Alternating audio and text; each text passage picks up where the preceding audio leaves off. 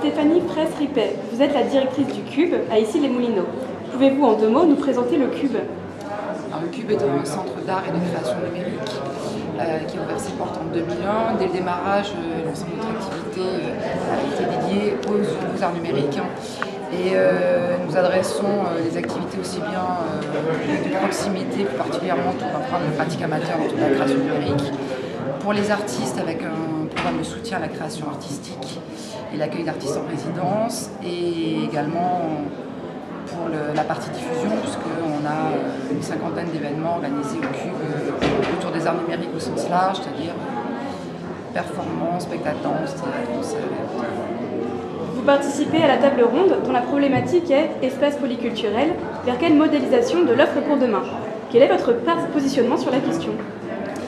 Oui, comme là, ça a été finalement assez unanime dans le débat, aujourd'hui un établissement soit un établissement entièrement commercial, donc le cœur de gravité va s'orienter vers le commercial et avec une partie loisirs et culturelle, mais en tout cas son centre de gravité, ce sera la partie commerciale, et la mission de service public, pour être tout à fait clair, va être plus minime. Soit on va être dans une institution culturelle avec une mission de service public importante, et notamment par rapport aux différents publics, les enjeux ne vont pas être les mêmes, le soutien à la création ne va pas être la même. Je ne suis pas forcément convaincue par le mélange des genres, même si je les voilà, c'est pas un jugement de valeur sur le principe. Et qu'avez-vous apprécié dans votre participation aujourd'hui aux tables rondes? La diversité des intervenants, puisqu'il y avait aussi bien des représentants des collectivités territoriales, des aménageurs, des ingénieurs culturels, des équipements. Donc le mélange des intervenants était assez intéressant à ce stade-là.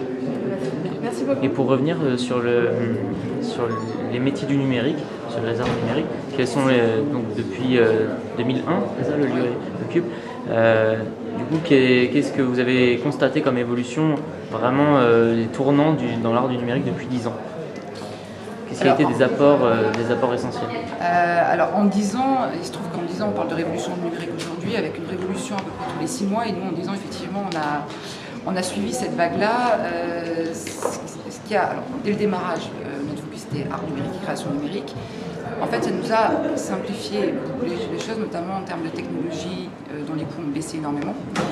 Je raconte souvent ça comme anecdote, mais en 2001, on rêvait d'avoir un écran plasma au Cube, parce que c'était à peu près 15 000 € l'écran. Voilà, aujourd'hui, on n'est plus du tout dans ces... Aujourd'hui, on rêve d'un écran plein jour, donc voilà, on va dire que les choses évoluent. Donc on est arrivé avec d'une part du côté du grand public, avec une démocratisation de l'usage du numérique, et on a pu du coup aller plus loin dans les propositions d'activités qu'on proposait. Et puis pour les artistes, des artistes qui étaient déjà plus initiés, qui avaient des technologies qui se sont également démocratisées. On peut aujourd'hui, avec un PC classique, faire l'intelligence artificielle, la 3D temps réel, alors qu'il fallait 10-15 ans des stations de travail énormes. Et aujourd'hui, vraiment dans la profession, est-ce qu'il n'y a pas une profusion excessive de personnes qui travaillent dans le numérique, ou alors est-ce qu'il y a vraiment encore de la marge pour atteindre le point culminant de personnes travaillant dans ce domaine? Aujourd'hui, il y a beaucoup de domaines qui touchent au numérique, donc c'est vrai que on va dire que tout touche plus ou moins au numérique. Après, des artistes qui se mettent au médium numérique comme champ d'expression, on en a encore, voilà, c'est des artistes, nous on a été créés 20 ans, donc on peut dire que depuis 20 ans, ce champ-là il s'est développé,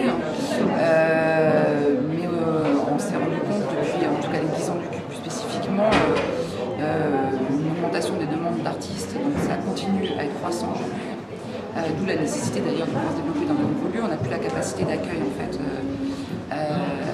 par rapport aux artistes, sachant qu'on est transdisciplinaire. Donc aujourd'hui, ça nous intéresse aussi bien de soutenir le spectacle vivant, notamment la danse. Il y a beaucoup de choses qui se passent au niveau de la danse, que les arts visuels. Et voilà, donc c'est vraiment un champ qui est encore en pleine émergence.